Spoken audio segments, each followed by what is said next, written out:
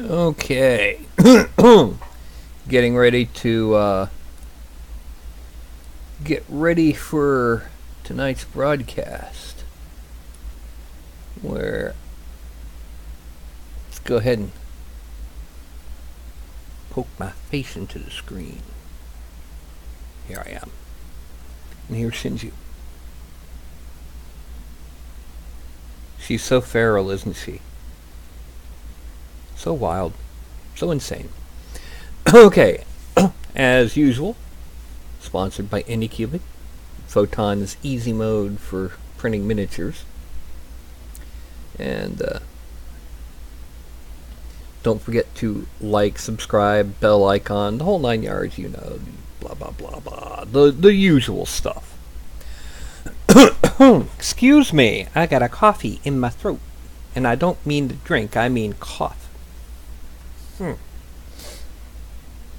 So, welcome to tonight's show. Couple things for you tonight. First, I'm going to show you the Cyclops painted. It's over there right now, and you can't see it. It's in the bookcase. Second, I'll show you the trick I discovered for doing Maille, and I'll show you its limitation. Hey, good game hunters, welcome.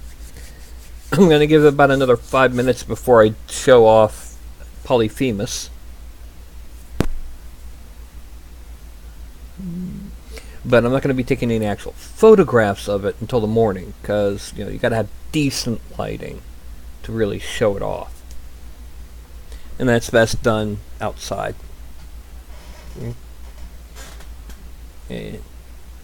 And yeah, you can't quite see it, I don't think. Nope, you can't see it. So how are you doing, good game hunters? Besides good? Because you're a game hunter? Now, are you hunting good games? Or are you a good hunter of games? And hey, Mark.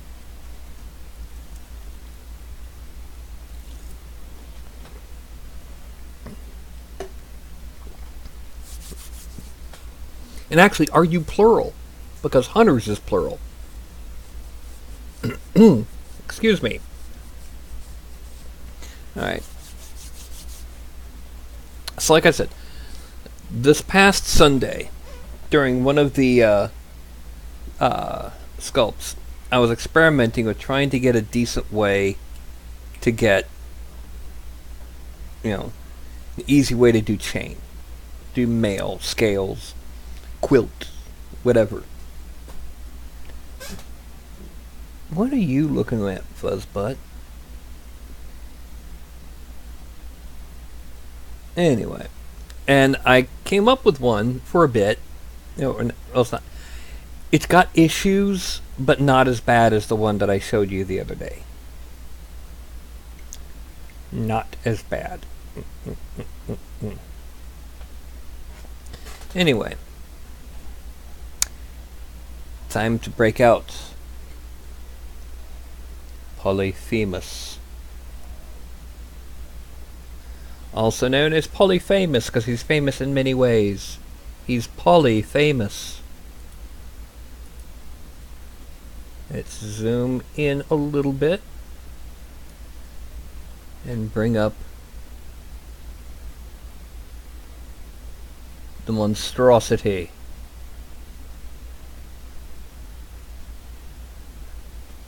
Just a bit too much, so let's zoom out. This is Polyphemus, the Cyclops.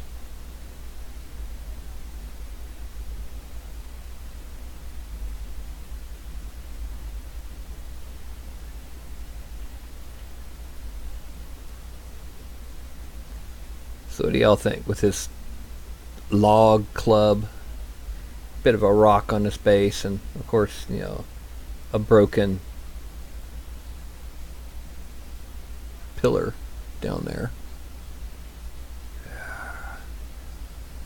His gouged out eye socket and his 5 o'clock shadow and his big old tusks, his gold earring, Nothing to do with the song Radar Love. Little sheep skull on his forearm.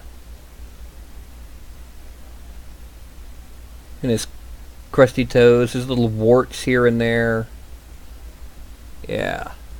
That is Polyphemus. Alright. That is going to be part of a set. Oh, I should also note that this version was printed on my Anycubic Photon. This version was printed in one shot on my CR10. Now, admittedly, I printed the base separate from the body. I painted it, actually. So, yeah, this is CR10. There's still got quite a bit of cleanup to do on supports. There's a bit of support still in the hole. The hole in the side of his skirt there. Still got some support right there. But you get the picture.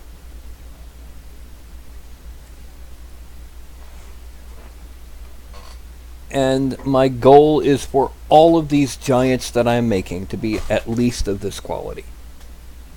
At least this quality. And Kim is going to be sad that she didn't see it, because she hasn't spoken up, so I don't even think she's here.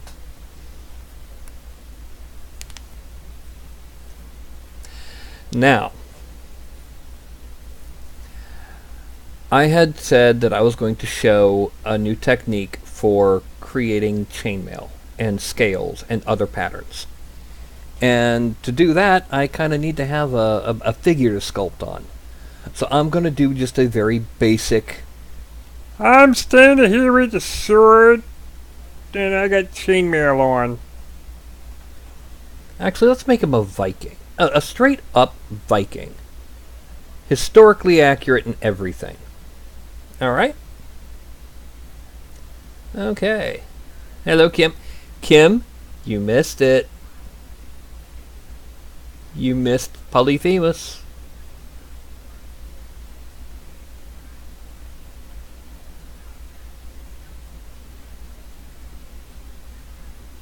Oh!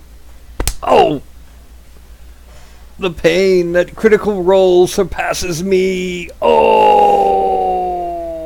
Nah, I believe it. I understand. Okay, now. Yeah, I was showing off Polyphemus. I'll tell you what. I'll give you just another glimpse.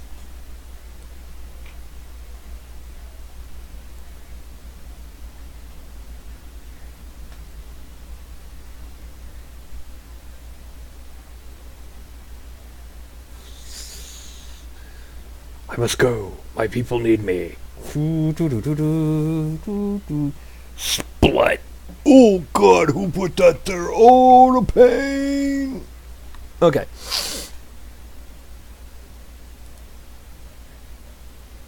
Now, anyway, like I was saying, I need to go ahead and do a basic figure. So, we go and we load in the basic mail frame. Now, what we're going to add is we are going to add in first prop sword. And fortunately, I have a straight up Viking sword. Put it in the right hand. To be exact, this is a later period Viking sword that dates from after the migratory period. It is an oak shot type 10, I believe. That's been distorted to be more cartoony to fit the genre of the figures. And then we're going to add on the tunic. And the helmet. That is a Viking style helmet. Straight up. Notice there's no horns. Alright, now we're going to select the sword and hide it, select the helmet and hide it, and hide the tunic skirt. And expand all, just to see. Okay, now, pose We're going to use one of the pre-existing poses for this. Let's use this one. This is the pose for... No, not that one.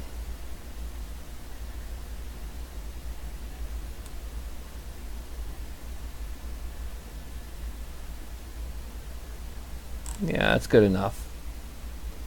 So we put this to show things visible again.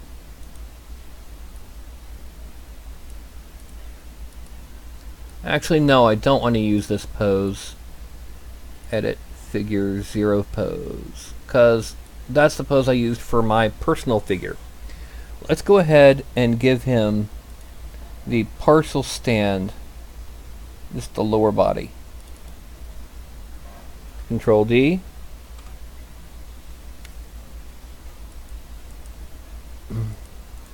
We're going to twist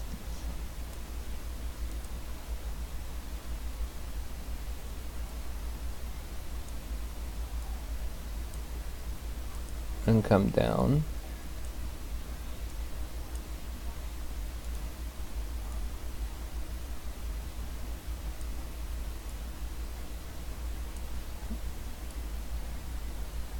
One other thing we're going to have to do here is just to get that hand back to where it needs to be. We're going to load in another sword.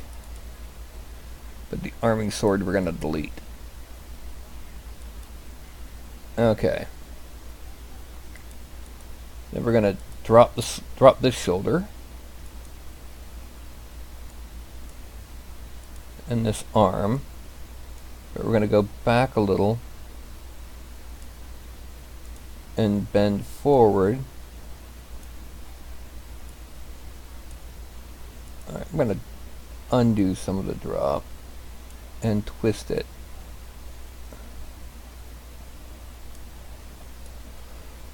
I'm going to select the hand on the right side. I'm going to side to side it.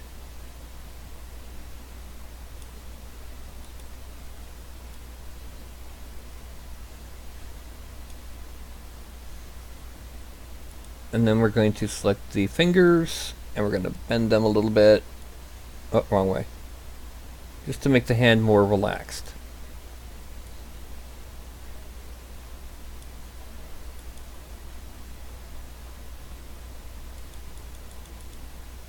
Okay, now we're going to hide the tunic skirt just for a second. We're going to select both feet, see if I can do them both at once.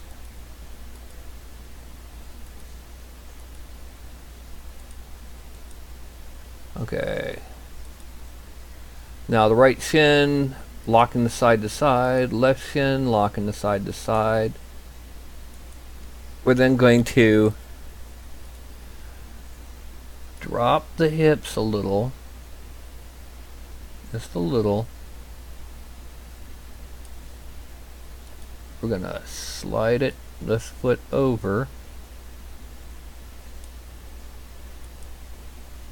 and side to side the hips a little. Going to go to the front view.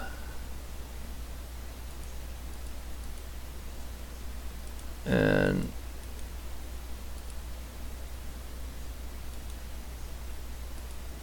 okay, we need to unbend it a little bit, just a little, and Control D to drop to the ground. And then this one, this foot needs to come down.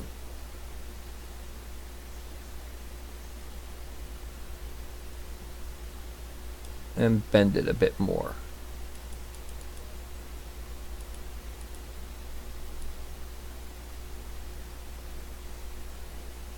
Yeah, there we go. That should be good enough. Actually, no, we need to unbend the arm a little.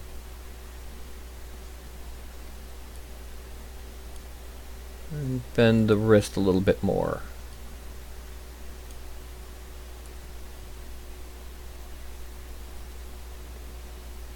And now I need to pull this up a bit.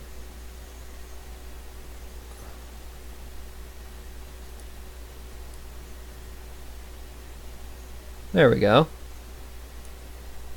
And that is our Viking. And now, just in case, let's check the thighs. Do the thighs have any twist? Negligible amounts, but we may as well go ahead and give that tunic left thigh a -5 twist. Just keep in practice. Alright, we're going to hide the sword, the tunic skirt, and the helmet. File, export. And this is not going into the Titans of Legend. This is going into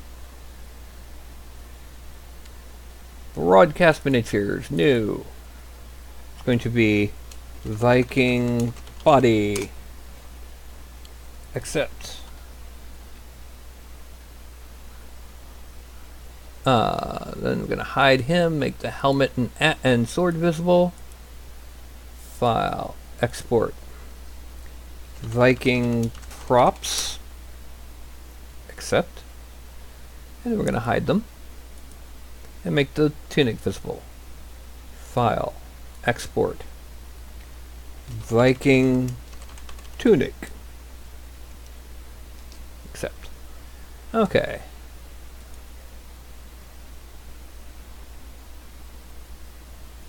No, I can't. I can barely paint my own.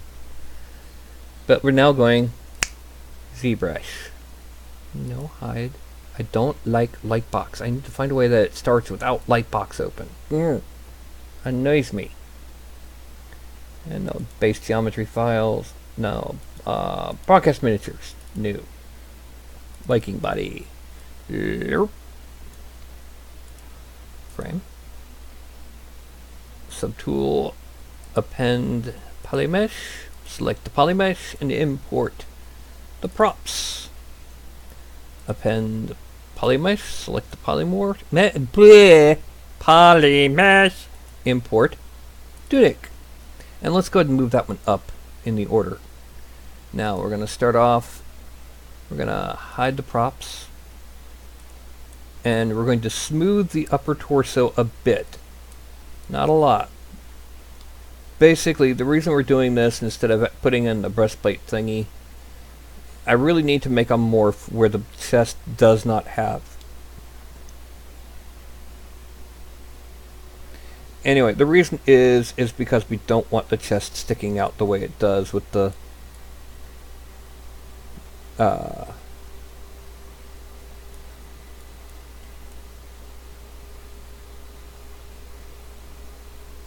breastplate thingy. Why could I not let my brain do that? Okay. Now, let me go ahead and show you my ultra bright neon yellow green chartreuse thingy sweatshirt as I grab my tablet. Now, I'm going to stroke, and I'm going to turn off lazy mouse. I'm going to reduce the intensity down to about 6. Shrink the mouse a little. And kind of just basically pull it out here.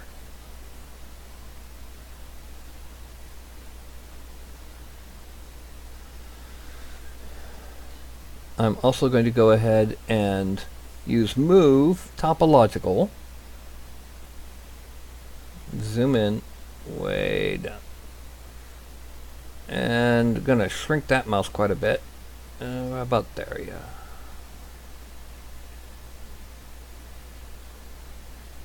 Do a couple times until it closes. Frame. Then I'm going to go to Dynamesh. Or actually geometry and subdivide a couple times. Complete lower. Go to that one. Geometry. I'm going to have that ready after I move the seams in. I'm going to grab, move them in a little. Grab, move it in a little.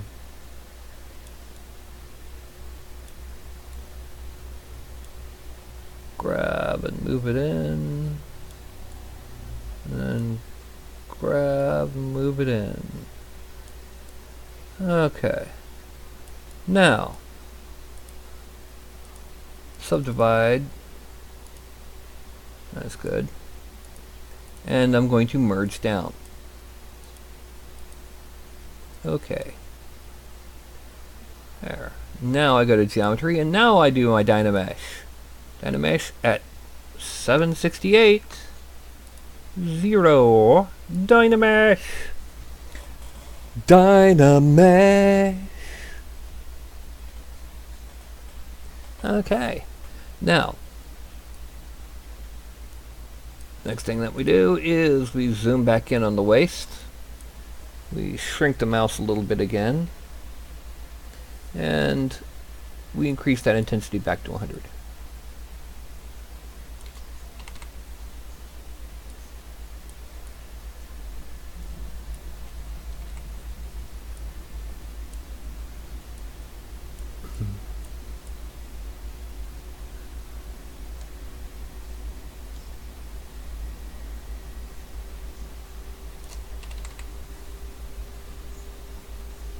Okay, there we go.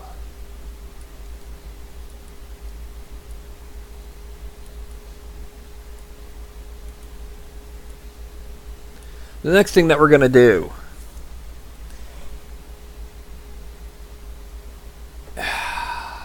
is undo everything until the Dynamesh, because I noticed something horrible that is going to cause problems.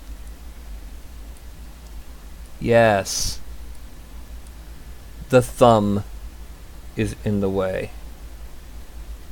It's really big. If we can pull it away from the tunic.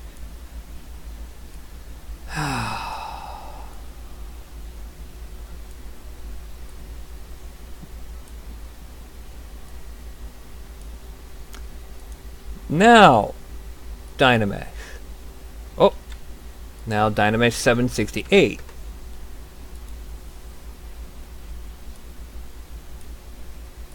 Okay, good. The reason I did that is because I don't want that thumb in the way of what we're doing. Because it will get in the way.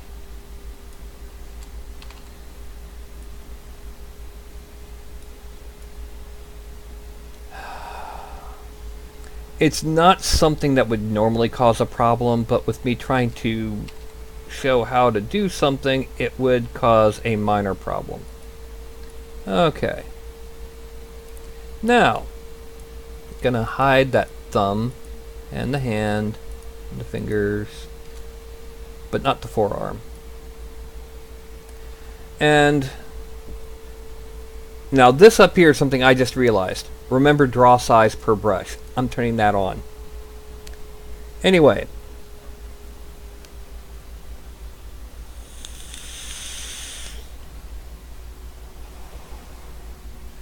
Control and turn focal shift back to that. And we are going to draw in our tunic.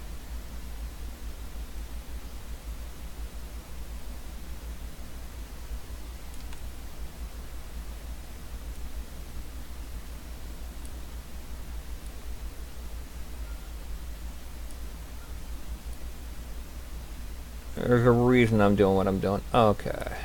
Now.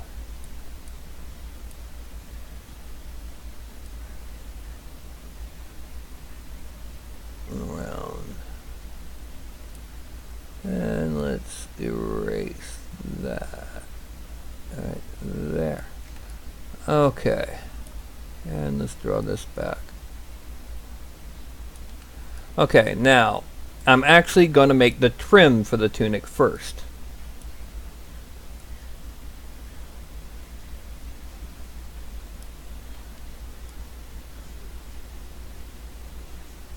I'll explain why when it comes time to actually do the maille.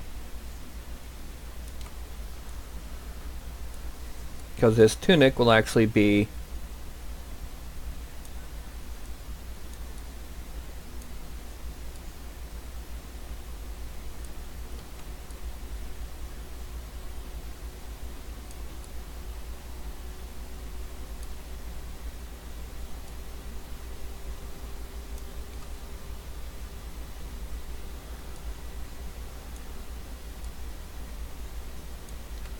Okay, frame, and then I'm just gonna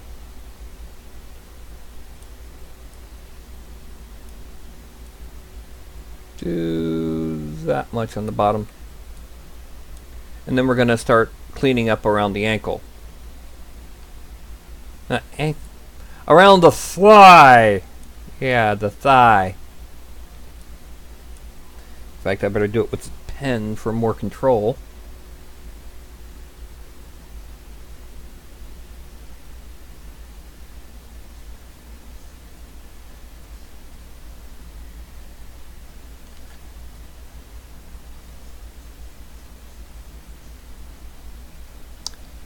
And as most of you probably know, Viking was a job, not a ethnicity. A Viking raider is effectively the term for a pirate from the early medieval period that happened to come from one of the Scandinavian countries.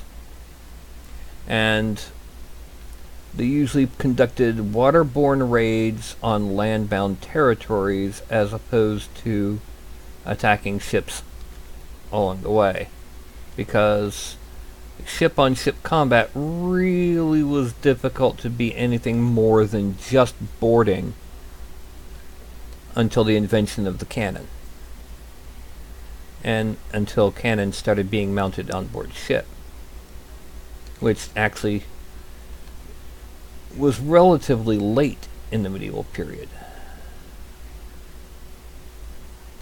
For example, the ancient Greeks, their naval battles would mostly be, well, they'd look like waterborne demolition derbies.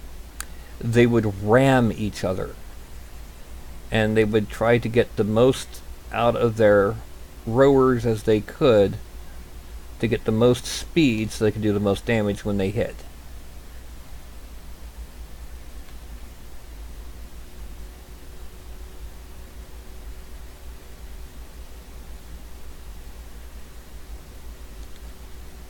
Okay. Now, that's going to be our trim. Okay. Actually, we need to do one last thing. Shrink this quite a bit. And I'm going to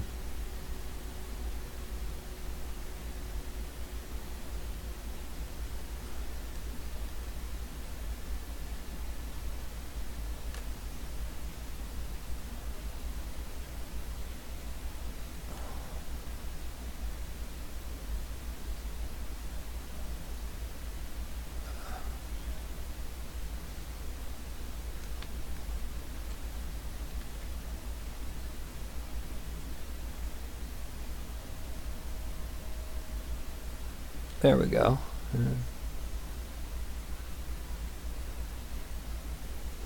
Okay. Now, I had to kind of sharpen the edge there. Subtool. Extract is going to be a 0.02, just what it says. Extract. Accept. There. And that's going to be a lot easier to go back over. Now, I'm going to make the mouse bigger. And we're going to draw on the remainder. Oh, I gotta hide that. Make it easier to get.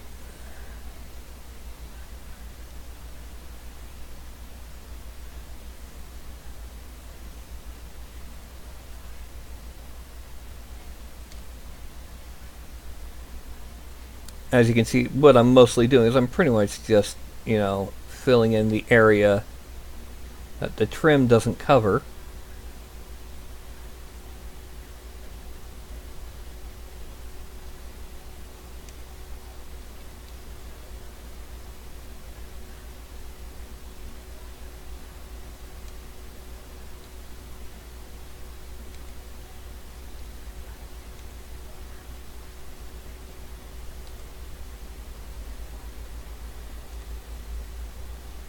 Okay.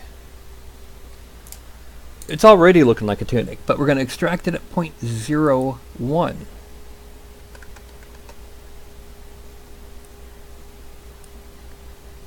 Extract. Accept. Draw. Select him. Draw. We're going to go ahead. Geometry. Dynamesh at 128? No. Dynamesh at 512. And we're going to soften the edges in that by first hitting a polish of 1. Right up here, polish 1. And then we're going to inflate of 2. 2. That should be good enough after I'm done. Now, we're going to hide all of the subtools except for that. And what we're going to do is we're going to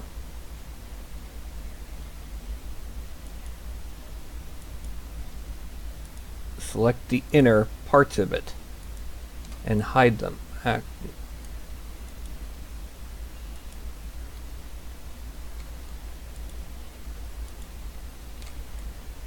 The reason for this is because we're going to be using only the outer parts.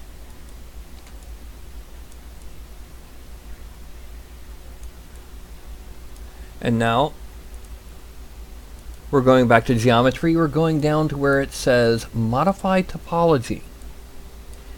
Del hidden. Delete hidden.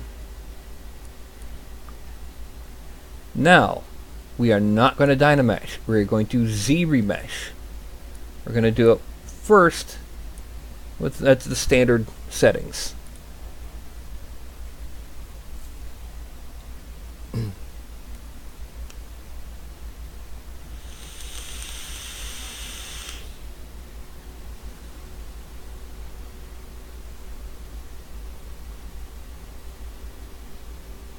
What the difference between Dynamesh and Z-remesher? Both of them create new topology, as you can see.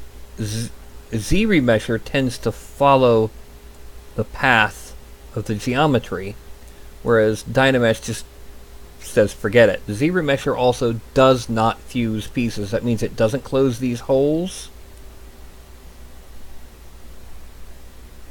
You know, none of that. Now we're going to turn adaptive size to 0.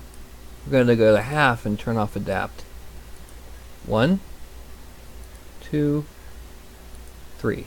We want to bring it pretty low polygon just for ease of what we're about to do. Okay. Now we're going to export it. First we're going to make sure that, yep, it still fits inside the...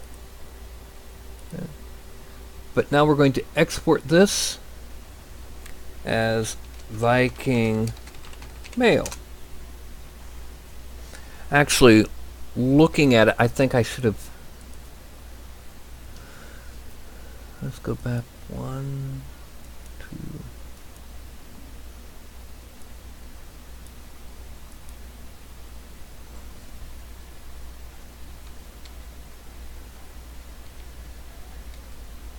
Alright. Yeah, this would be better because I need to be able to cut the sleeves. You'll see why. So we're going to go ahead and export as Viking Maille. Yes. Okay. Next we're going to be using a new program. Now, I have to let you know this. The program I'm about to use is not one I normally use for miniature. This is something I normally use for my actual day job. However, Blender can do what I'm about to do. Almost every single UV mapping, almost every single program out there that does modeling can also do UV mapping, which is what this is. Load. 3D printing, meshes, resculpt minis, broadcast minis, new Viking Maille. And what this does when it loads, alright, this is the topology we just created. So what's going to happen is I'm going to hit Control C here, and I'm basically cutting seams.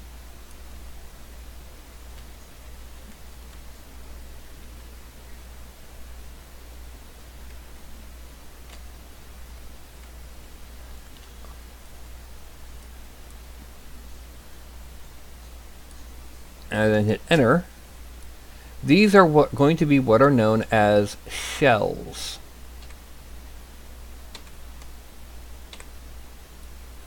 Just to show you what happens, I then go down to UV View. This is creating a UV map for texturing. I hit F, and it flattens it out, but we got a problem here. So I hit Shift F, and it flattens it a little bit better. We need this. I'll explain in a minute. I'm going to rotate it like this for a very specific reason. Now, I go back to the edit, and I'm going to do the other side. And what we see is that it looped around on us. So we now hit see there, see there.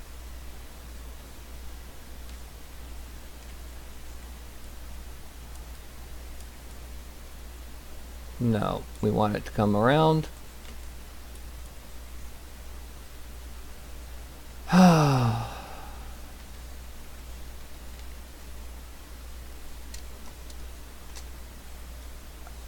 I see. Oh, we can't quite get to it. Where is the missing? Ah, that's what's not connecting.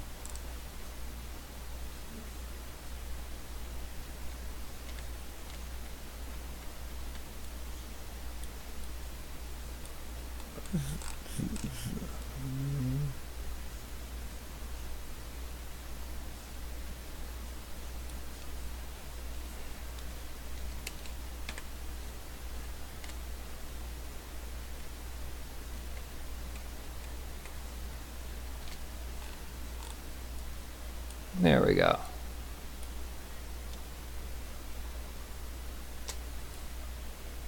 And now we're going to cut it here.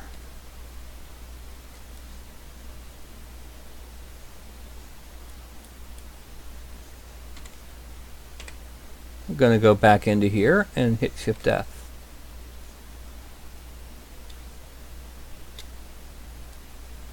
We're going to keep it in that orientation. And now we're coming back to here. And this one's going to be a little bit easier to cut. We're just going to slice down the sides.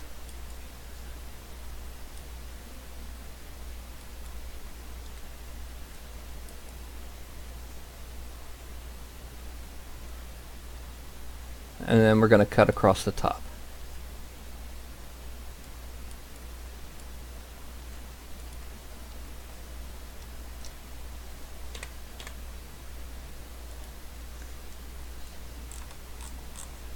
Okay, we're going to rotate them.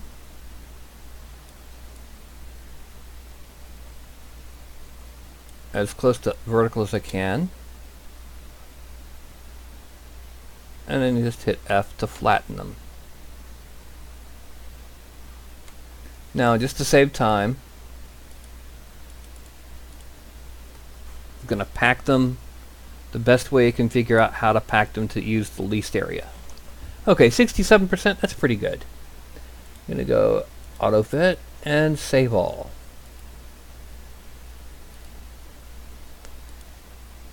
Okay, now we go back to ZBrush. We're going to import the newly mapped Viking Maille. No visible difference. That's okay. We're going to subdivide it until it's a few 100,000. That should do. Now, this is in ZBrush Full. I am not certain it's in ZBrush Core. It's called Surface Noisemaker. Go up here to move it down. Over here to zoom in and move it back down.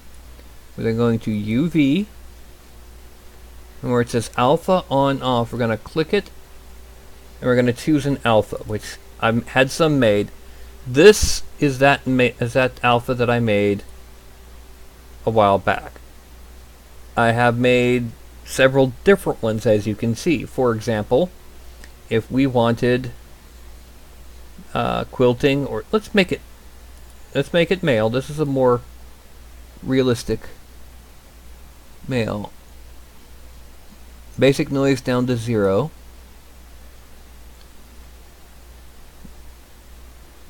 Strength, I'm gonna pull it out. And then we're going to reduce alpha scale until it looks like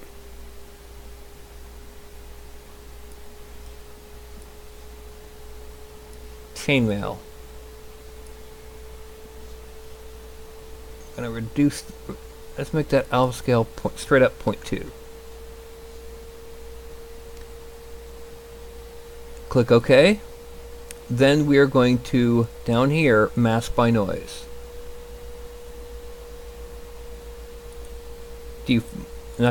Masking, inverse, deformation. I'm going to inflate by, let's say 2. No, that wasn't enough. Control Z, because you don't want a multiple inflate. 5. Okay, then we're going back to masking. Inverse. Inflate, -5. Then we're going to polish 1. No, we're not going to polish it yet. I'm going to go ahead and inflate it a little bit until it looks proper.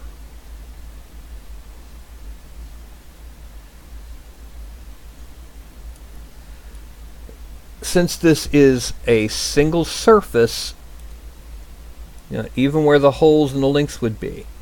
Yeah. Now we're going to geometry. We're going to divide it one more time. The reason we did that to make it smoother. Delete lower.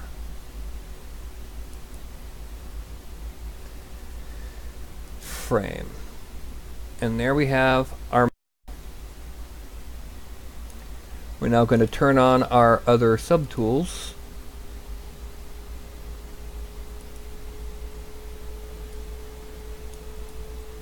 And there we have it. We have our Maille. I probably could have made it larger, make it more obvious, but this looks like real chainmail now. I'm going to go ahead and turn on transparency, because the next thing we're going to do is the belt. Shrink the mouse.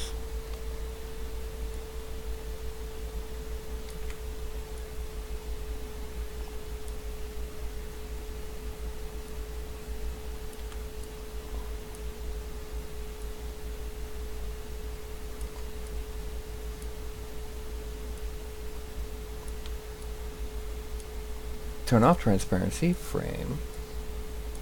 And now we're going to extract this at 0.025. Extract. No, make that 0.03. Accept.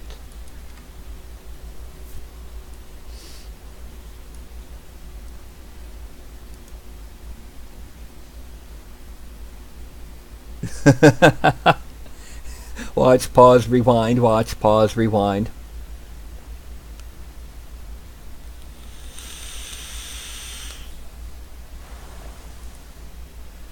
And while we've got the belt selected, let's dynamesh it at 256 and then subdivide it. Now we got the legs. Let's frame it up. The legs, not the yeah. Let's move up. Now, from what I could see, we don't really have good images of Viking boots. So what I'm going to do is I'm going to pull up back up to here so I can open up Google. Images, Google. Historic Viking boots.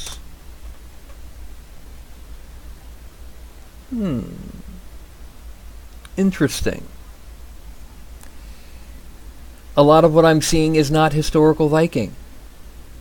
A lot of what I'm seeing is later period boots that they're saying medieval, good for Vikings.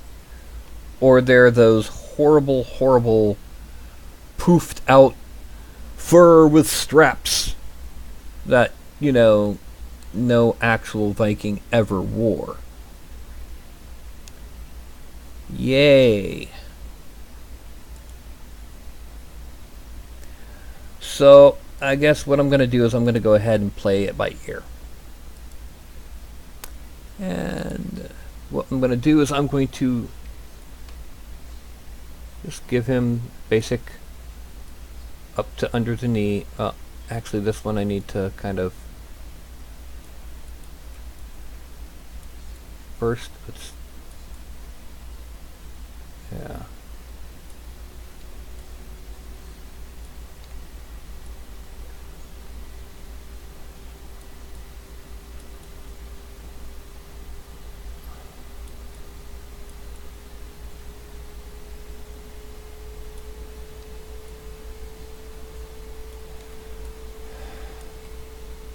And then extract it at 0.02. Accept, draw. Select him and draw. Select the boots again. Geometry. You know where we're going with this. Dynamesh it. Frame. And then you can right click, or not right click, hit spacebar to pull up this whole thing. Okay, and I'm gonna zoom down.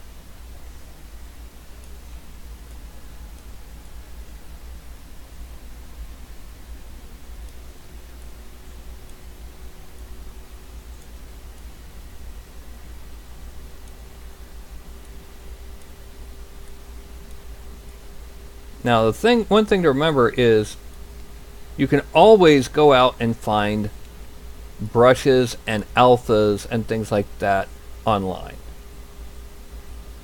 You know, some might be, you know, cost money, but sometimes if it's something like it's only like $5, that's worth it, considering the amount of effort that some of these brushes can save. Okay, now we're going to merge him down. Actually, no, we're not yet. We're going to subdivide it until it's, yeah. Now we're going to merge him down.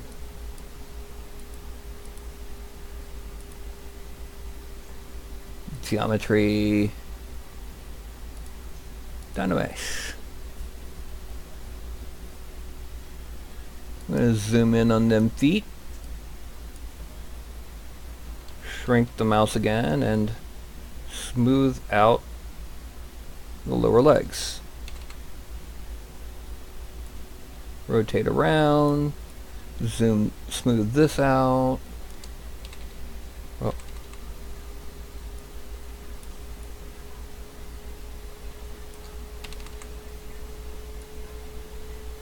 Okay.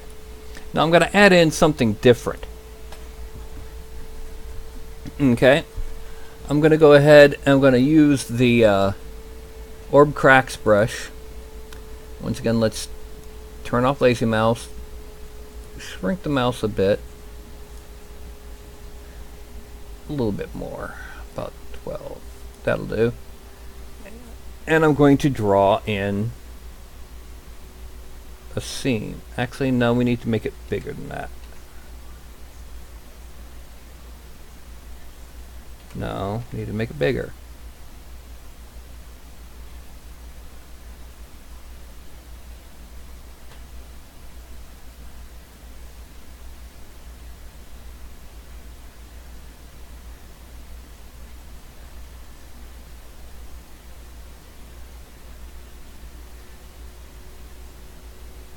No, that doesn't look right. Let's make it smaller. Smaller and more intense.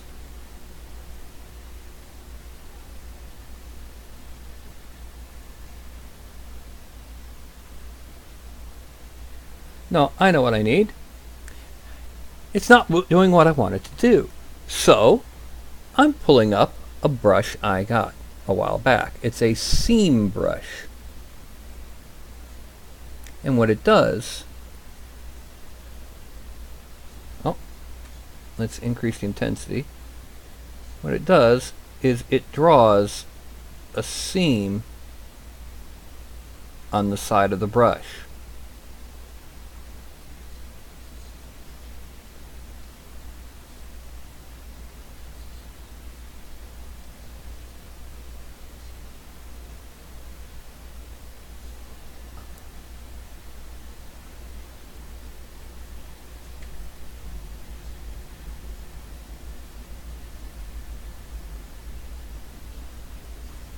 There. We now have a convincing seam at the base of our boots. So now we're going to start again from the other foot.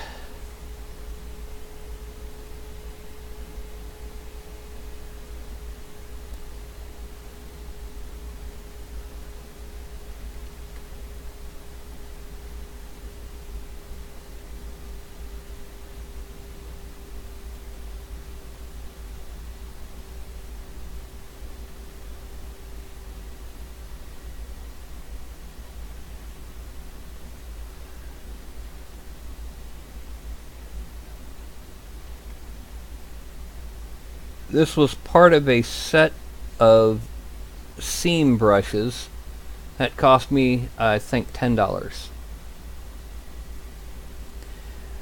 And to go along with it, I'm going to add in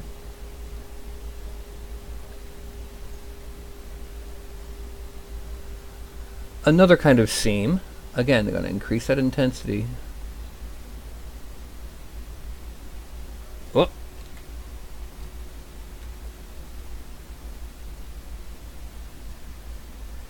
Whoa, too big.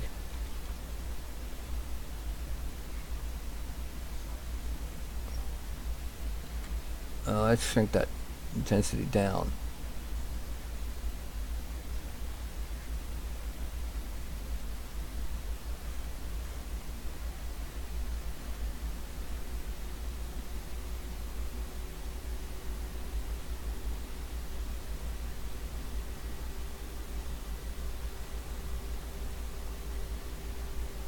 There we go.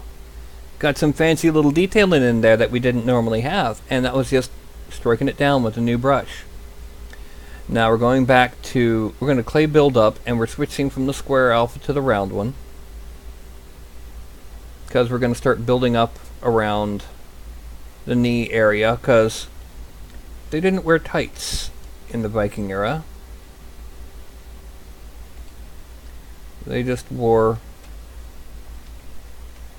kind of baggy trousers. So we're going to build up the basics of our wrinkly trousers.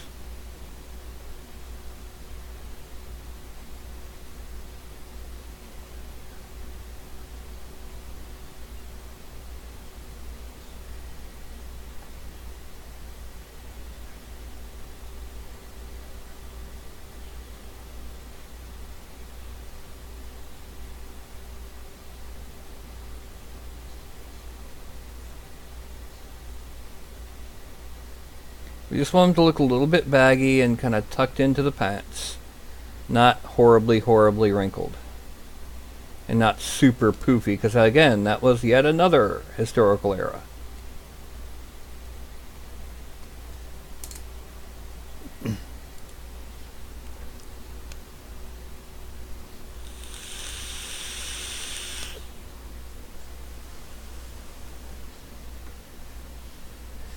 And see, this would work. It's leather lacings around the top of the shoes, so that kind of fits. Yep, and that would be tucked into the same leg warmers that they're wearing. That is something that always helps, and that is learning about your subject. If you're going to be doing something that's mostly pure fantasy, that's one thing. But if you're going to be doing something historical, at least try to get a vague understanding. For example, in the hauberk, that kind of collar was common in Norse tunics and hauberks. So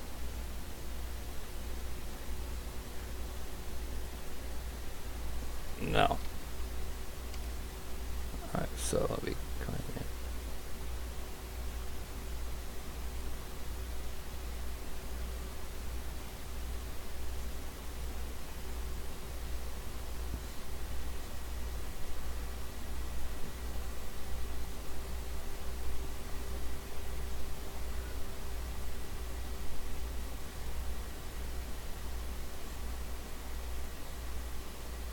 You'll also find a lot of things on, like, say,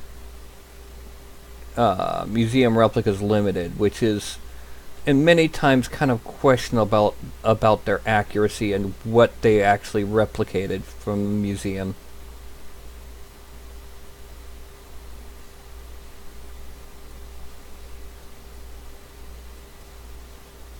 Alright, and then we're going to reduce the intensity a bit, and kind of increase it a little bit more.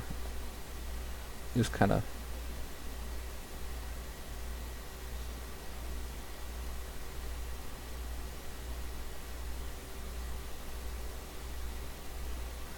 and that's a bit too sharp, so we're going to smooth it a bit.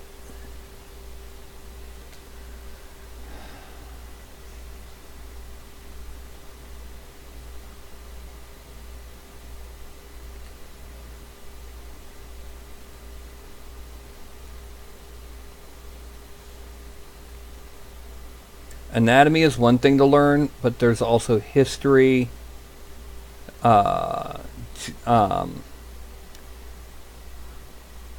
aspects of history like historical clothing, politics. Okay, that should be all the wrinkles I need for this particular figure.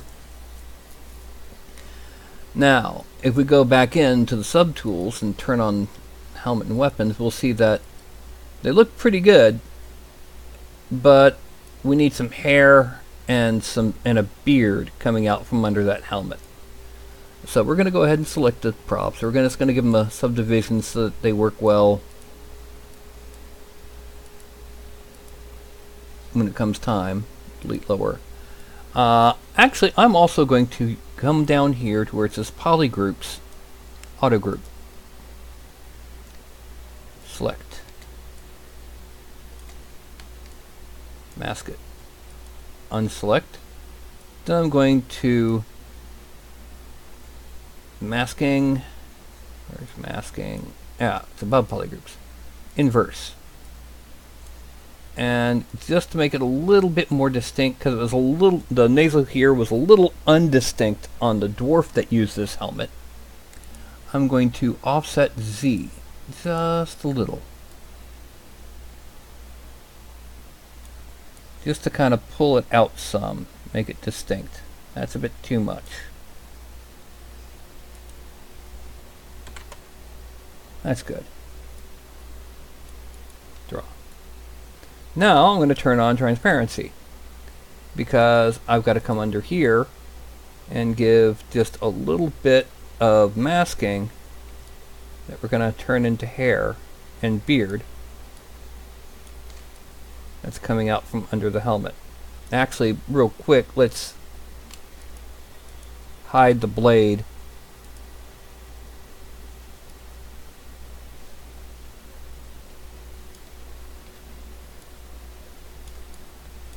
Oh, come on, there.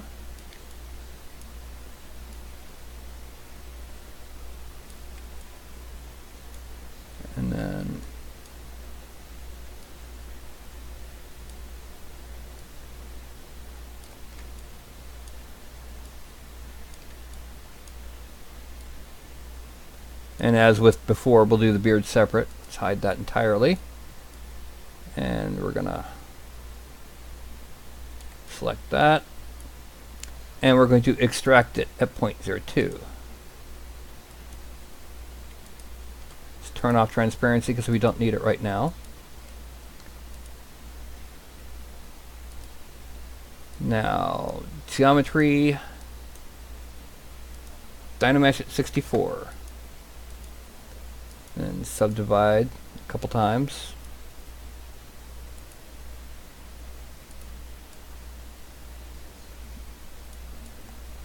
Alright, we're going to move, with move topological, this bottom corner in. We just need it just barely there, acknowledgeable, but not necessarily sticking out that far. And the same thing applies to this side. We're going to bring it in a bit. Okay. Now, we're going to use clay buildup, which as you remember, we switched for the round. And we're going to use this to kind of start building up the bottom of the hair. We're not going to make it too huge. Just a little bit longer than what's hanging there right now.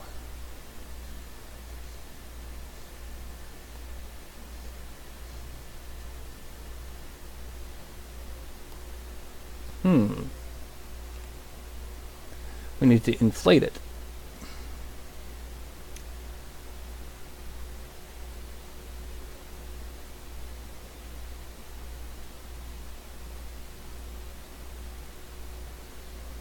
Just to kind of bring it back in against the head. Or no, let's not do it that way. Let's do it with the move. Yeah, sometimes it'll do that.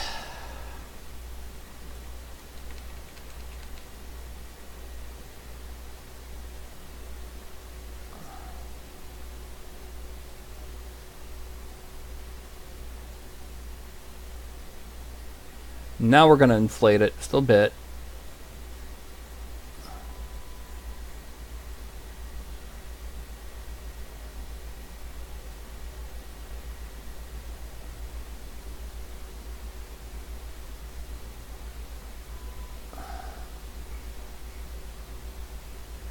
Okay. Now, yes, Vikings did braids, but we're going to leave the braids for his beard. Now we're going to go to slash, as usual, and make that a good bit bigger. Z sub 14. And we're just going to kind of draw in our wavy locks. It took me quite a while before I realized you didn't have to draw in every hair. Now we're going to add, reducing it to 10, and we're just going to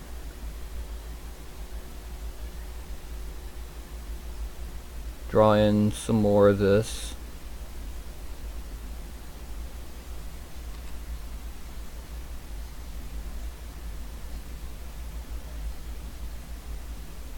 And then it's time for his beard, and then we're probably mostly done.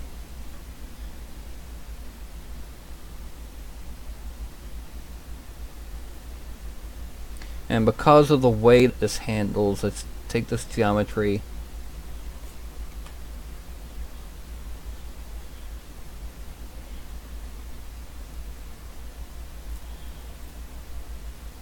And we're going to shrink the mouse. And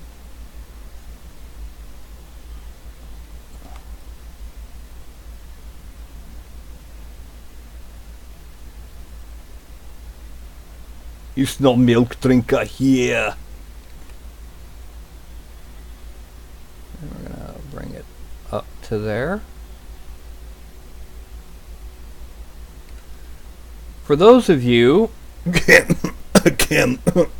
who don't have facial hair, the beard usually does not grow on the outside sections right here as thickly as it does right in the soul patch area.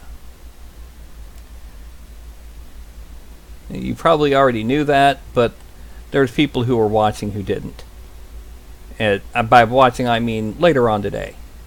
You know, after this has been a memory. A sad, sad, sweet memory of the time I did this broadcast. Yes, that was kind of goofy. Now, it looks like I'm giving him a neck beard, but this is actually going to be for the purposes of having further beard on the, you know, it's hanging down, not growing from. Alright, now.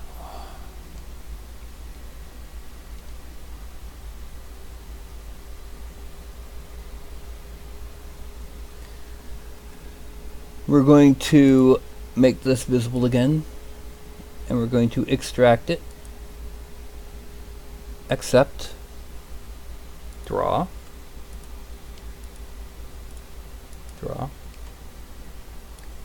and Dynamesh at 64. No, we're going to Dynamesh at 128, because otherwise the beard would be weird. And I'm going to go ahead and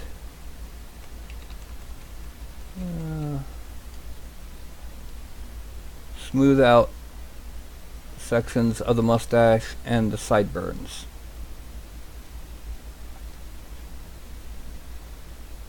And the cheeks and the chin.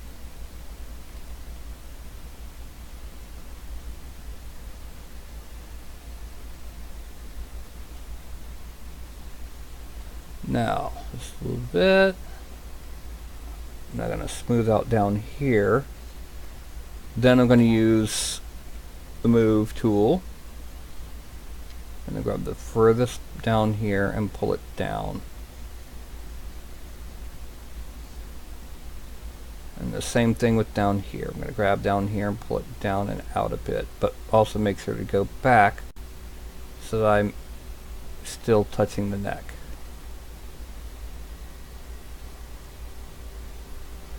I'm also going to hide the weapons.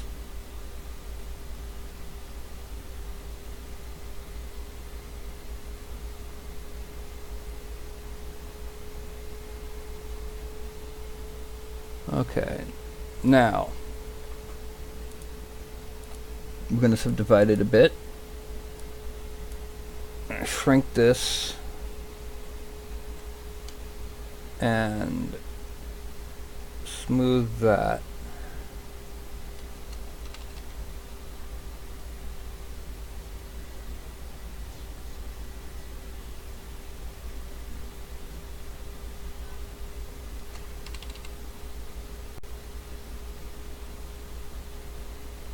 Okay, now we go, let's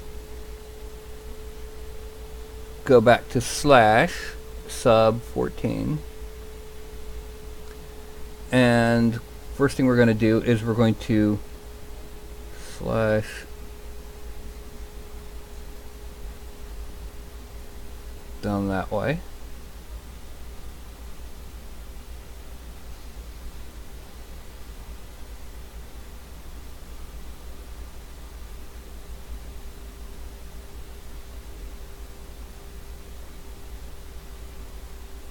Yeah, I just said I'm not going to bother with braids.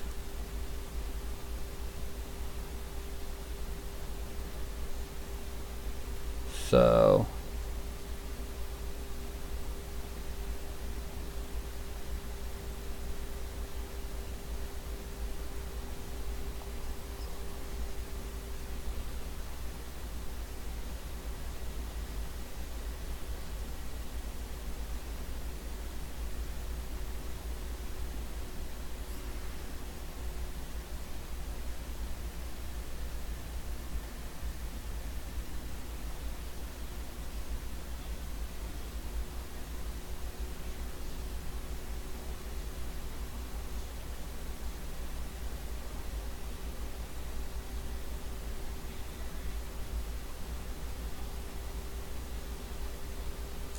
and now we're going to subdivide it a little bit more. And now when we make everything visible, we select here, Control Shifting, frame. We have an actual Viking in the manner that they would normally be found. Ooh, isn't that cool? With a later period, admittedly later period sword and a mid-period spectacle helmet. Yeah, that's a term for this style of helmet. It's called a spectacled helmet. Okay, the last thing we need to do is we need to append and choose a base. Let's go ahead and give him the planks, because he's going to be standing on board a Viking ship. Now, we go to deformation, offset Y. You gotta be very careful when changing those offsets. Also, Y and Z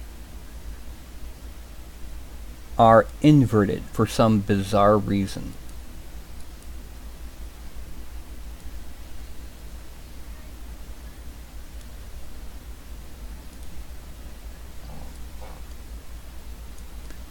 So, for example, obviously I need to go forward in Z. So I go negative. What?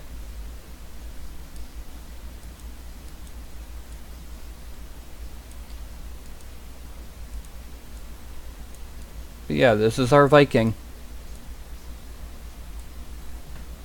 Our Norse warrior. Let's call him a Norse warrior instead of a Viking. That gets the message across without causing people to go nuts. Does that sound good?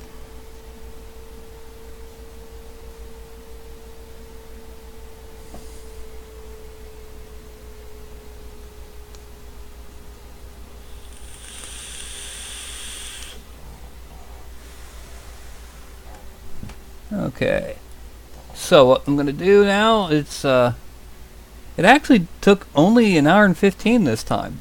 Then again, it was a relatively simple pose and character type, and I solved the riddle of chainmail. So what I'm going to do is, after I set this up to be, and save it, I'm going to show you a few more tricks, a few more different things that I've done for this. Okay, now we're in geometry and Dynamesh. It's going to take a while because of the Maille. Because that Maille is a lot of detail. Okay. So now we're going to zoom out just a little bit, make sure he's fully in the frame. Z plug in, decimation master. We're going to make him 100,000 polygon, 100,000 triangles, or 50,000 points. Click.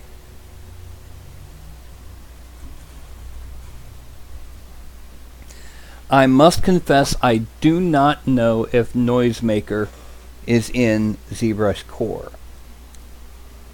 It's part of regular ZBrush, as you can see.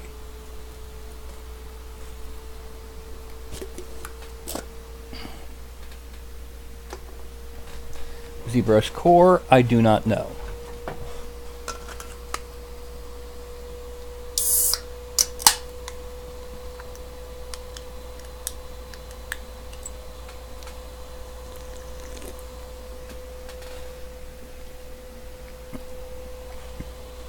I should also note that you hear people talk about Celtic knotwork. Well, guess what? Vikings did knotwork also. It should simply be called Northern European knotwork. Okay, so export. Broadcast miniatures new. Let's call this Nordic Warrior. Okay. Now, what I'm going to do next is very simple. I'm going to show it to you after I've set it up and got it in position. Okay.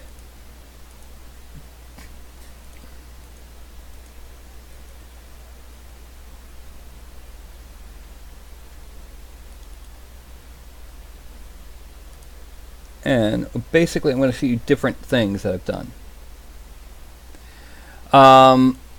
If you've got it, it will be listed under Surface, which is right here. You got Subtool, Geometry, Array, Nano, Layers, Fiber, Geometry, Preview, Surface. I hit Noise. I hit Alpha on off, and this time we're going to select Scales.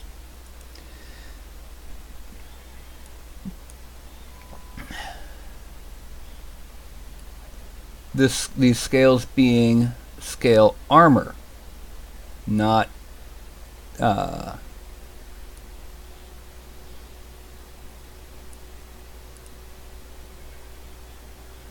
that's inverted. That's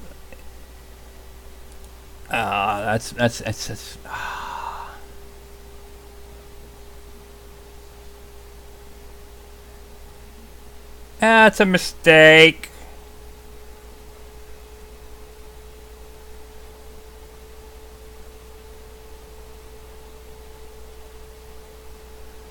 okay. What's that?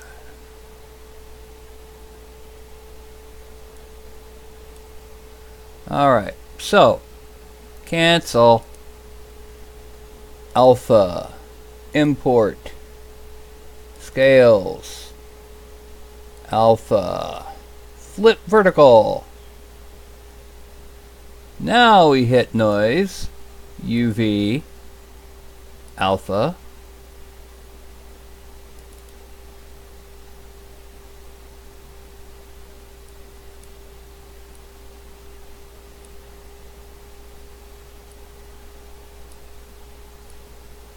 Well, I'm going to have to flip them. I keep forgetting that it's negative. However, I've got a better idea. Let's just simply go to a different one. Specifically, Splint Maille. Some of you may be familiar with Splint Maille. Some of you may not. Oh. Edit. Oh wait. That's right. Mask by noise is here. And then masking, invert, deformation, inflate.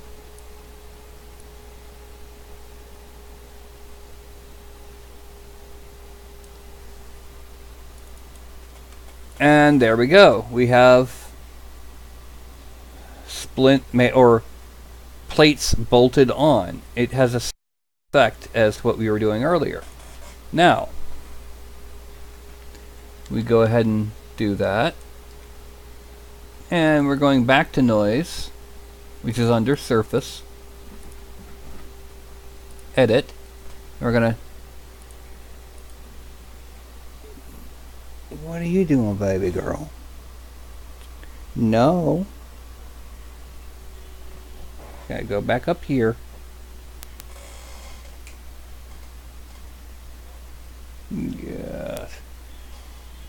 As she's yawning. Okay, good girl. And we do quilting. And the end result is, let's make it a little bit smaller. The end result is effectively, actually in this case, let's go inflate negative.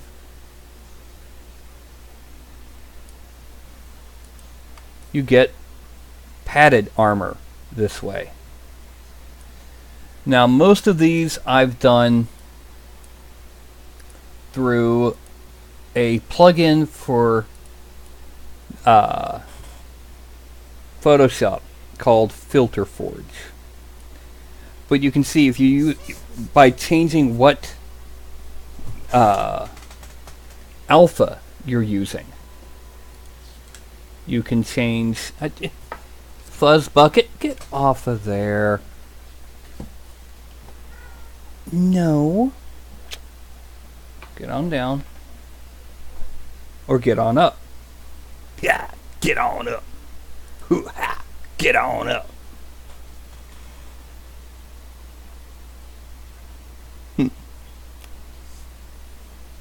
Anyway.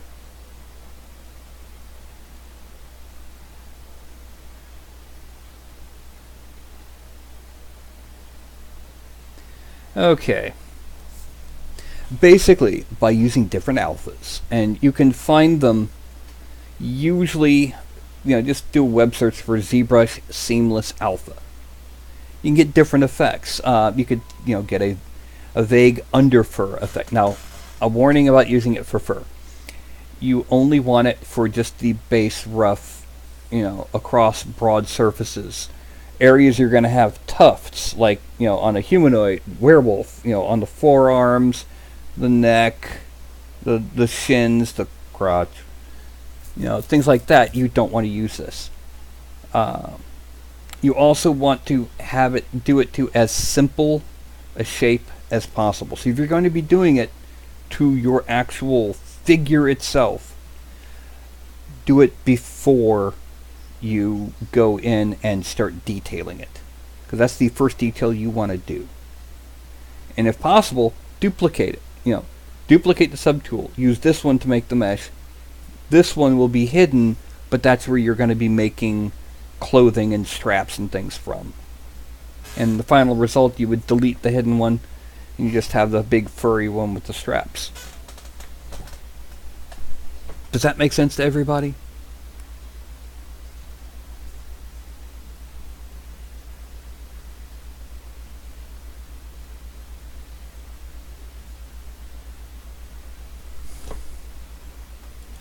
Okay, so anyway,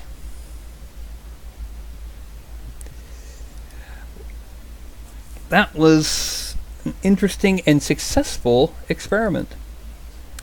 So what I'm going to do is I'm going to talk about what I've got coming up. Sound good to y'all? Well, as I showed you at the beginning of the show, I've finished printing and painting Polyphemus, the eye gouged out Cyclops. I also printed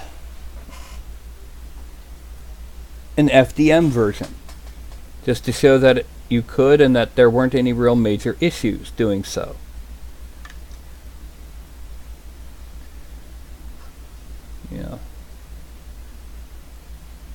So this was printed in one print in two pieces. The giant himself and his base.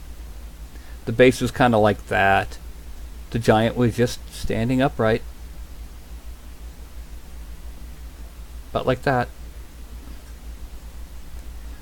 This is two parts. Base, body.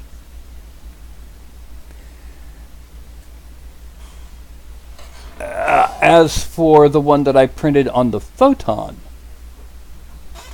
and later painted, each arm was a part, and then there was a seam at the upper torso and the lower torso, and then the plate, the base. And what I did with it was I hollowed them out and put in drain holes.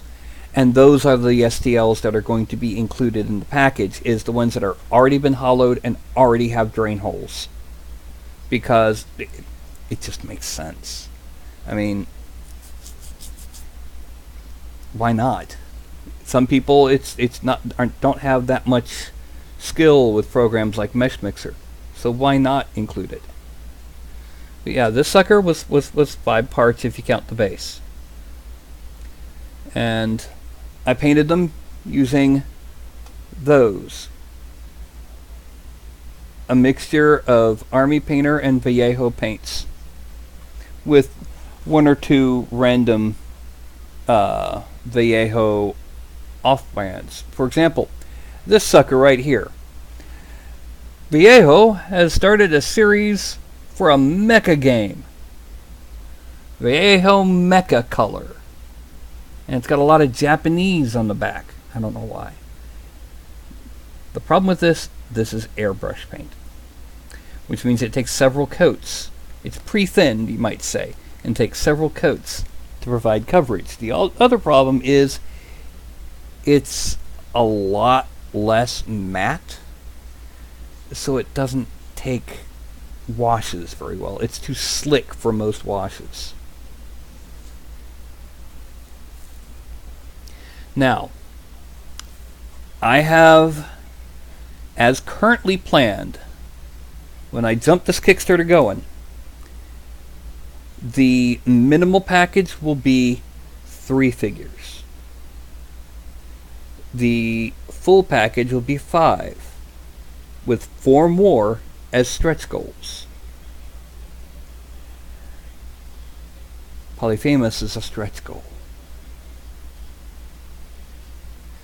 The 5 originals, the 5 core, Grendel.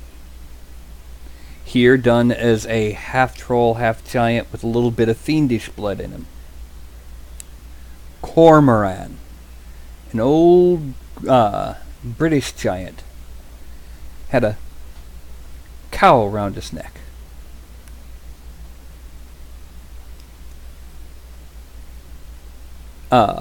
Argus, the herdsman. If you look up the legend of Io, he's a giant with many, many eyes all over. I'm limiting him to his head. I might put one on each shoulder. That could, he could have half of them asleep while the other half stayed awake. The Bassajan. The Bassajan are a Basque area giant. Not quite so big as the others other giants that are going to be in this set. They'd only be about 10 to 12 feet tall. Yeah, only 10 to 12 feet tall.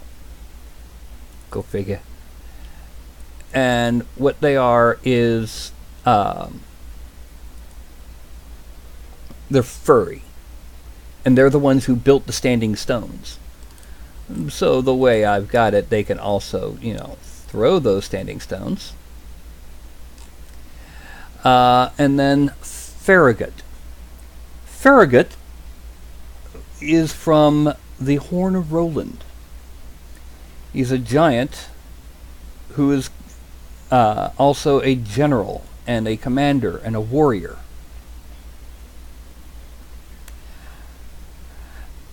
That's a tricky one, good game hunters. If you're printing them on an FDM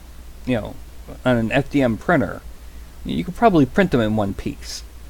As to making them snap fit, that requires tolerances I cannot predict, because every printer's got different tolerances. Anyway, Farragut, for those who play D&D, imagine a hill giant with enough levels of fighter to get the Battle Master subclass with command points. The 4 stretch goals: Polyphemus, as you know, the Shootin' Doji, a massive, vicious Oni. More than that, an Oni king. Utgard Loke, a frost giant king who's also a powerful illusionist. And Okeanos, the titan of the sea. Imagine a humanoid blue whale.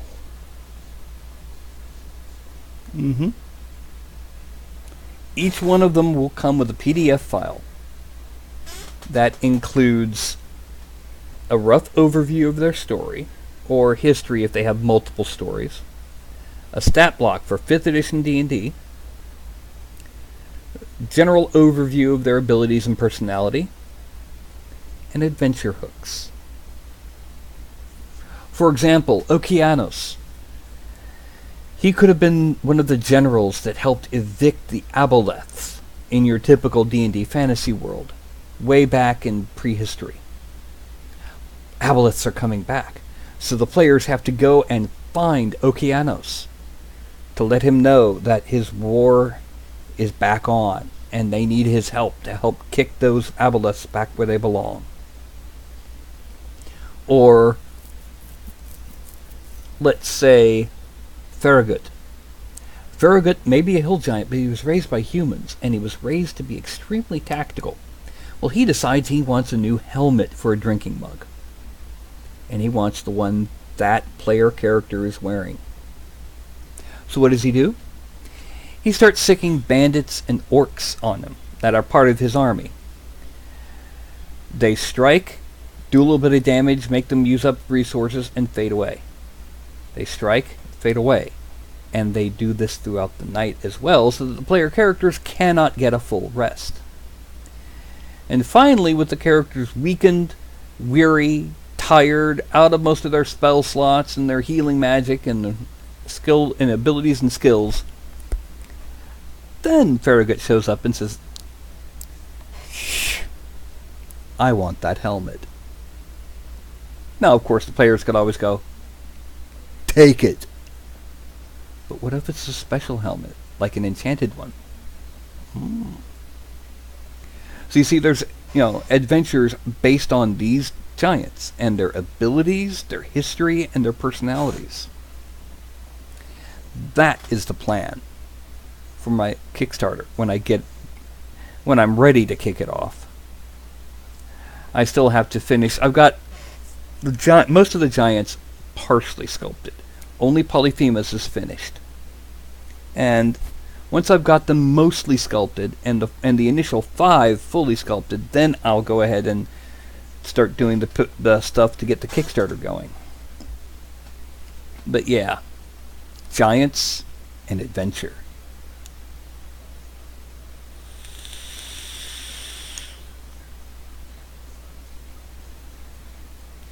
Did you know? How many of you here have heard of Dragonlance, the series of books?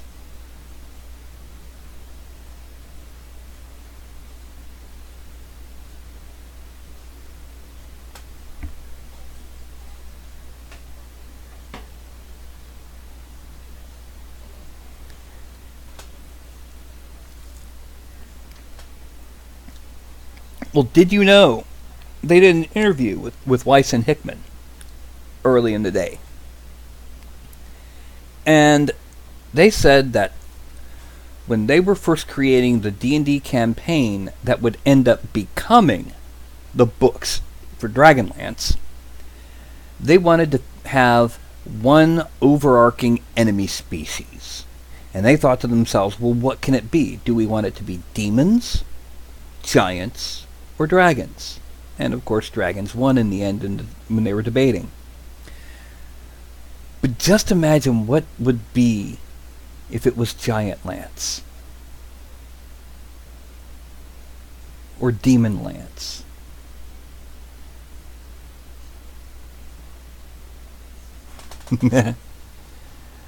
Well, Dragonlance isn't Forgotten Realms. Dragonlance is a totally different... It's Kryn. It's a different universe. Forgotten Realms is Toril.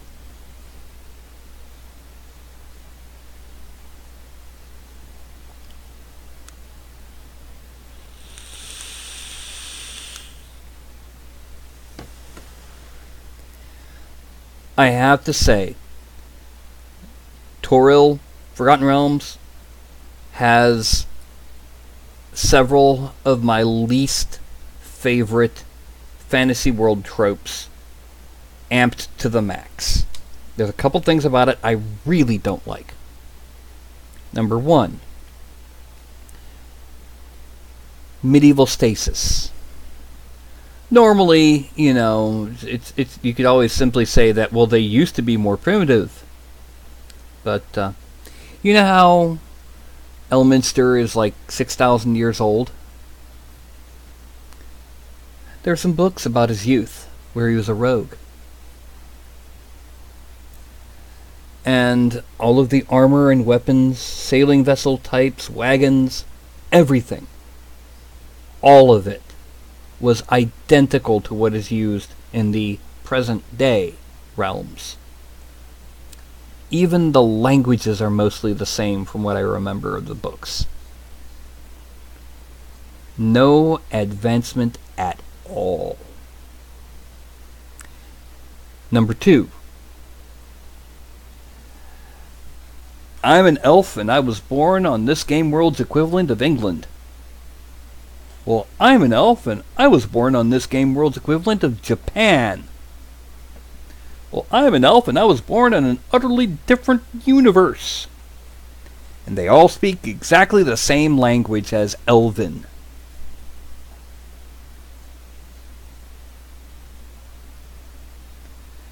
Oh god, no, not Drizzt.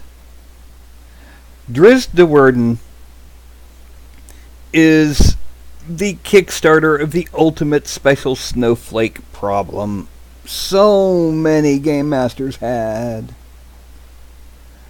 By now, there are more drow that are chaotic good renegades from their corrupt and decaying society, living as lone wolf hunters.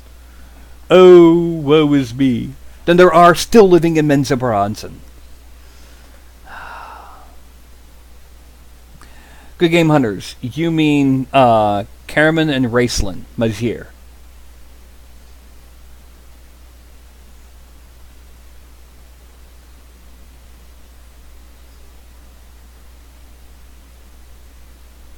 Anyway, number 3. Well, see, here's another thing about Drizzt. The Crystal Shard series of books, they were based on a D&D campaign run by Ed Wood. And then Salvatore decided to write them out as the book series with permission of the other players. Salvatore played Drizzt. Go back into the very first book, The Crystal Shard. Read about Drizzt, the first appearance in the book. He's standing on the windswept mountaintop, staring off into the distance at the vast and empty beauty with 10 towns down below, and oh my god, he got attacked by yetis and is about to die. And he has to have his butt saved by Brunor Battlehammer. According to everyone who was in the original campaign, that's what always happened to Drizzt. He always got in over his head. Brunner had to save him, and he always did the whole cliche, the crow, staring out a window and reciting poetry, and then get ambushed. He wasn't the ultimate badass that he was in the books.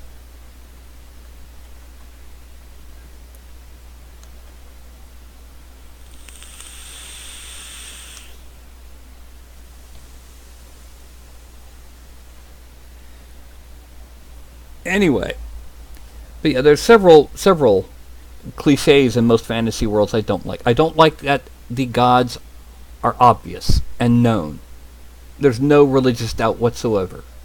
There's no reason for religious doubt when Cord the Brawler in Greyhawk is like, "Hi, I'm Cord. What do you want, priest?"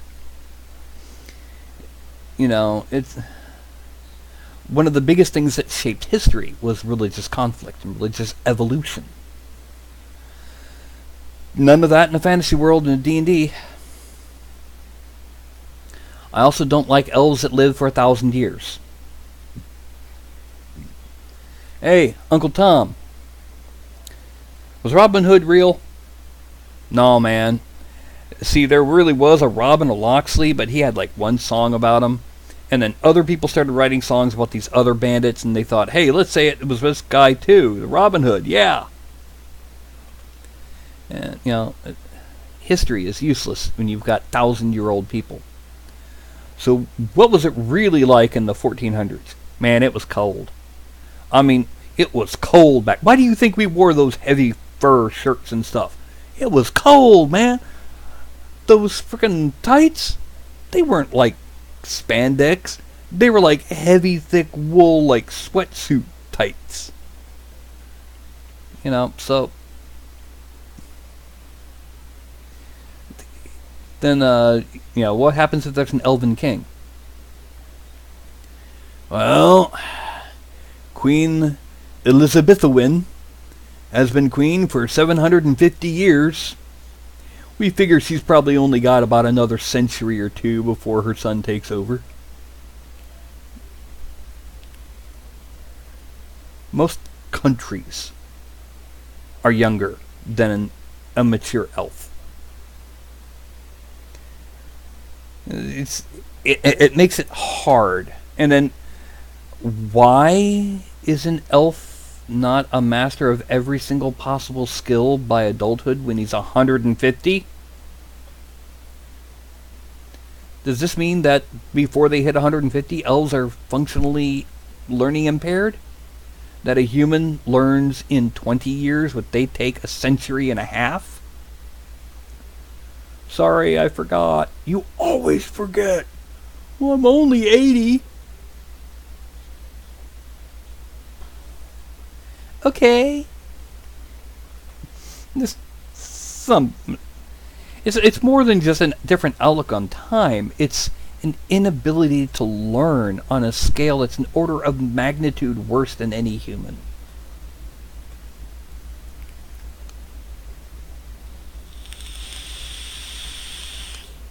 It also implies that elves do nothing.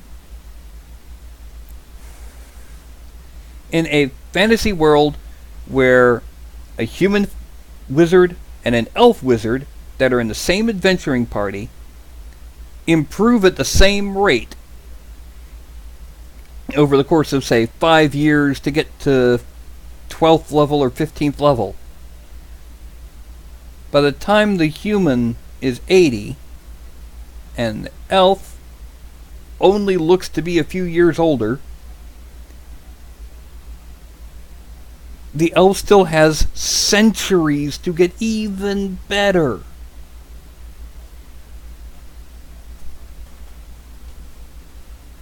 So, in my game world, elves have an average lifespan of 200 to 250 years. Enough to be slower than human and live really long, but not to where it's outrageously unrealistic. Yeah, D&D science, aka throw it at the wall and see if it sticks.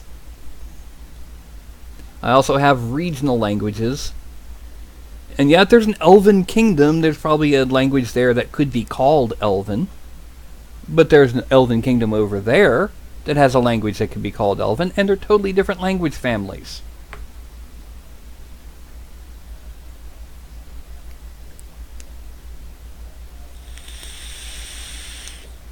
Religion. Nobody knows what the real religion is. Because a priest of the flying spaghetti monster's getting healing spells. Well, we know that if you have faith in something, you get spells, but we don't know what the real religion is. Yeah, Kender. I have nothing wrong. I have nothing against Kender.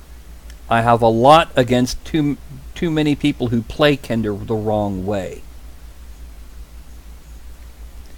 You don't play Kender so you can steal from your party members. The way to handle the Kender pickpocketing constantly isn't to pickpocket your fellow players. It's, I reach in my pack for my potion of healing, and the Kender speaks up. I hand him his potion of healing. That's how you do it. You know, it's never actually something that's going to cause conflict. You know, it's just something that's more of a gag. So yeah, too many people are like, I steal everything he's got. No, you don't. You don't even realize you've got it until he goes to look for it.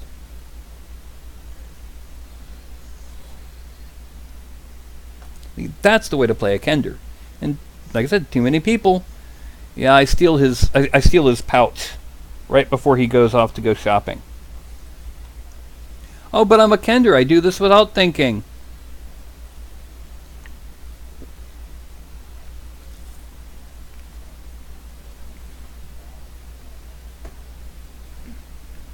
Yeah. So yeah, it's not Kender I have a problem with.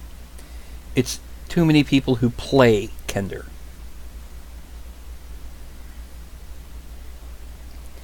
Anyway, so yes, I've created a game world where there's a vague, where there's, religion. No one knows what the real religion is. Elves have short lifespans. Your language is based on the country you're from, not your species.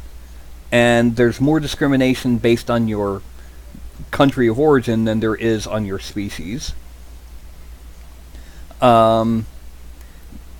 There are no ultimate epic characters in every single third village, like in Forgotten Realms. Driz, Elminster, Gelban Blackstaff, Volo Gedarm, the Seven Sisters, etc., etc., etc., etc., etc.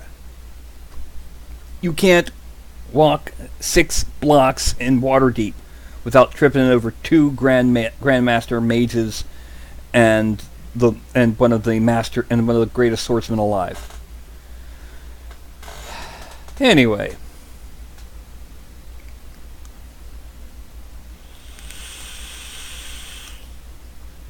So I showed off my Cyclops, gave a brief rundown on the plans for the Giants, and I showed y'all how I a new way of handling chainmail, scales,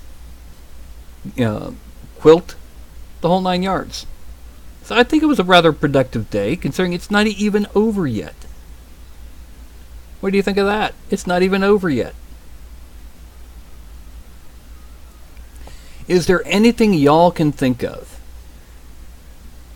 Alright, bye Kim. Is there anything y'all want to see Thursday?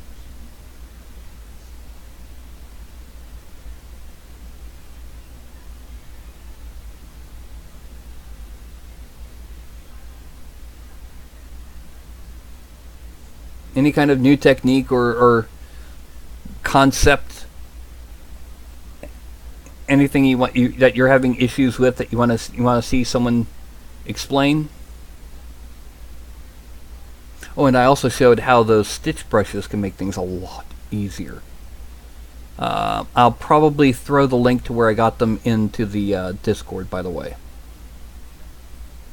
And if you're not on the Discord and you're watching this later on after the show's over, join the Discord. The link should be down below.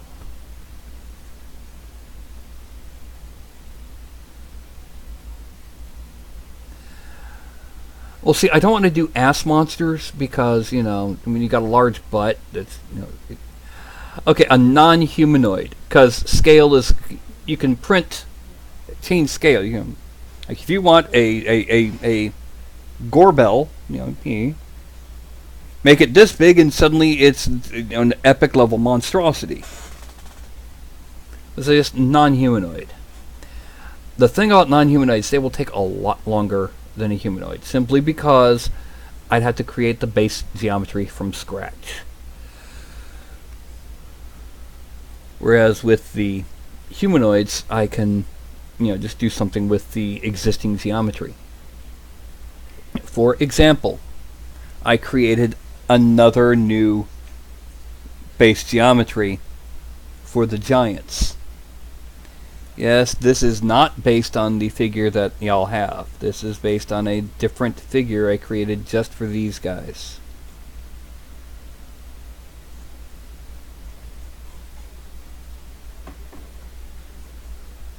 Alright. Well, I'll come up with something by Thursday. Possibly one of the other characters in my Wednesday game. See,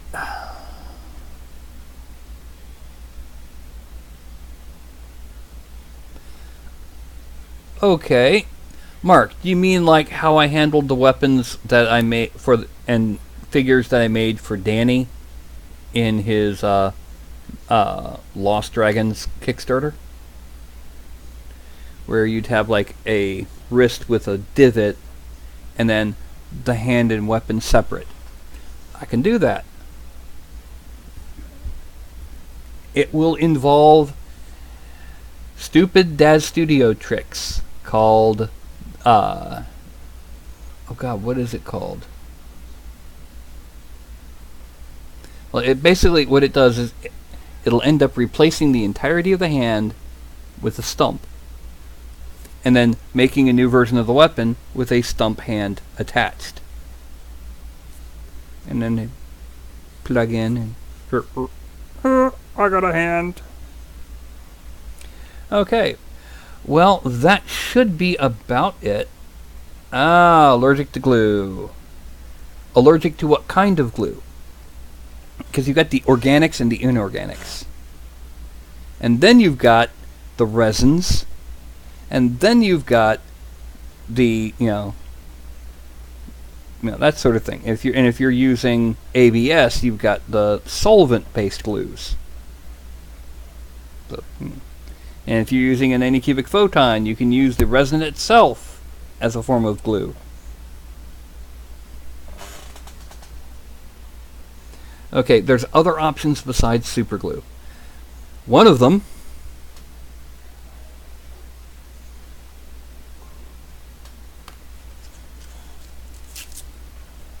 Kneadite or Kneaditite.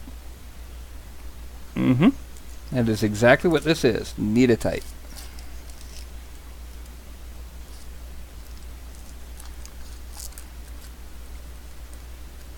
But there's always other options.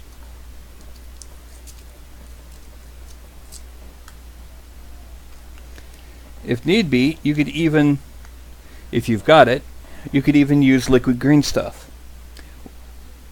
Plastic and resin prints are light enough that it should hold. Anyway, I'm going to go ahead and I'm going to start doing the whole hold up my hand thing and count down. And as I count down, when I get to one finger showing, I will say goodnight. Alrighty? So, that'll be 5, 4, 3, 2, 1. And good night. Let it all hang out.